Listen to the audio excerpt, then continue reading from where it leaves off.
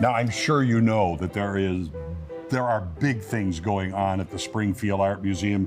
Renovation, rebuild, new design, a huge product. As a matter of fact, this ain't your daddy's art museum anymore. I have the museum director with me, Nick. Good to see you. Thanks for having us, Mike. Okay, take us back and kind of readdress what happened here to make this all come true. Well, you know, the museum has been thinking about how it will serve the community long into the future for a while. In 2018, we came up with a master plan for our building and grounds. And then COVID set us back a little bit, but we've been able to jump back in, and we finally gotten past sort of the talking phase into the doing phase. And so what you see here is a result of a lot of planning and a lot of thinking about how this museum becomes a great asset for our community now and into the future. Well, you know, you said it's gone beyond the talking phase, it's in the doing phase. And one of the things that you're doing, it's a construction of something you'd have to really leave the region to find anything that's going to be the equal of just this one room. Yeah, certainly. We're standing in our future special exhibitions gallery.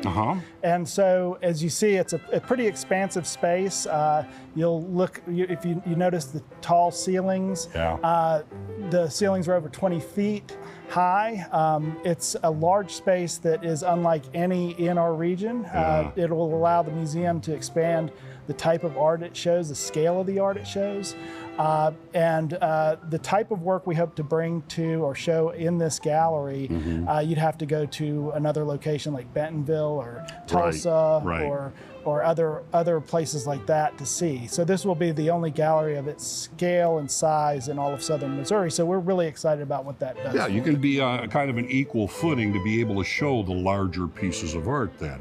And just so people who have been to the art museum get an idea of where we are, this used to be the auditorium. Yes, this used to be the auditorium of the museum. As we were working through our construction planning and the design, we discovered that there were some major problems with the auditorium. A big part of it was out of compliance with current ADA, Americans with Disability Act compliance. And so as we were thinking about what we could do with the space that would bring it up to that code and provide something completely unique and new to the community, we thought, you know, what if we just converted into a large gallery? Because we don't have one in our region, and the museum has needed a large gallery in the past. We've been limited in what we've been able to show based on just the size of our walls. Well, not only that, but you are trying to update and redo things that were put together in the 50s and things like that.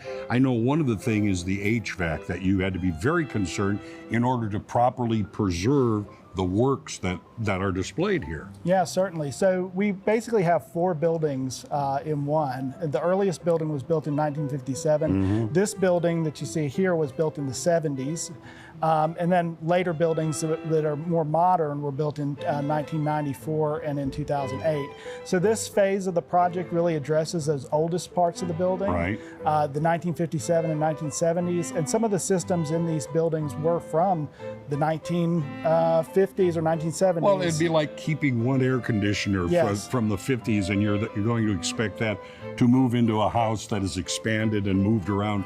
So that was a number one concern, I know. Yeah, so there's a lot of infrastructure improvements that you may not see behind the scenes, but there are also a lot of exciting new spaces that will serve the community in new and exciting ways. I've also heard one word used often when we were kind of doing a little walkthrough, that's education. Yes, a big piece of this is providing a new education wing and expanding spaces for classes and for public programs. And I would say that even the gallery space, it is an education space. This is a place where you can come and look at art from your community or from around the world, and really enjoy learning about art. Another exciting prospect, especially with this large gallery, is our all-school show. You know, we've shown student work for over 90 years. And so it'll be really exciting to see you get to come and see your kids' art in a really big, expansive museum. It's quality closer museum to what? space. Yes, it's closer to what you think when you go art museum. That's Yes. what you're picturing. What Yes. you guys are making come to fruition here. Yeah, absolutely. It's all about raising the bar on what your art museum is doing for you, what your art museum is bringing to your community, and the experiences we are trying to develop for young and old. Now, I know that this is phase one. Let me ask you this, because people always want to know this.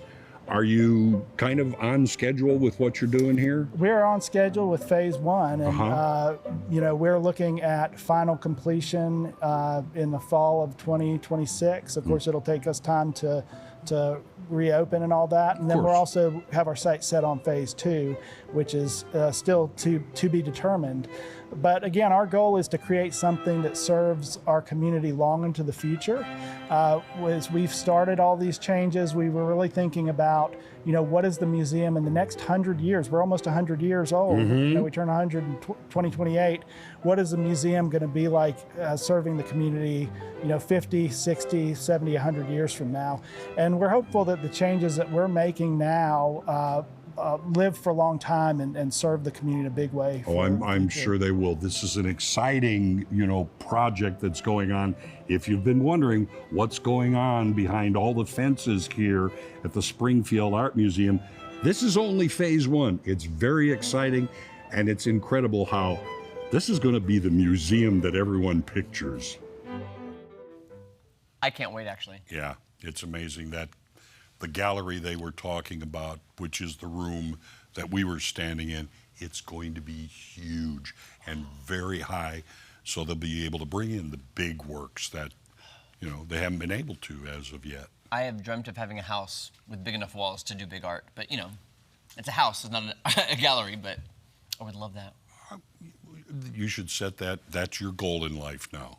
Giant walls. That's all. I don't care how big the house is. I just want giant walls for giant You'll art. need a big house if you're going to have giant. That's true. At least a tall house. I hadn't been by. I was driving by the other day, and I happened to look over, and I'm like, oh, and I saw the construction, and I saw the middle part completely gone. And in case it slid by anyone, this is only phase one.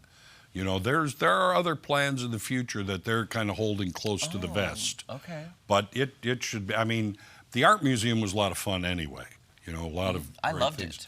And it's going to be just grand. It's going to compete with others. I'll tell you, I liked it before. I hosted a little, you know, they had the auditorium. That's where we were. That in the old auditorium. Yes. I hosted a little talent show for Boys and Girls last year, and I was just like, oh, Yeah. I'm going to miss it because I'm nostalgic for things. Sure. But I do love Renovations. They'll so. still be able to do shows in there and things. Yeah, they'll be able to if they want. So great. All right, guys, don't go anywhere. So much more fun coming up right after this.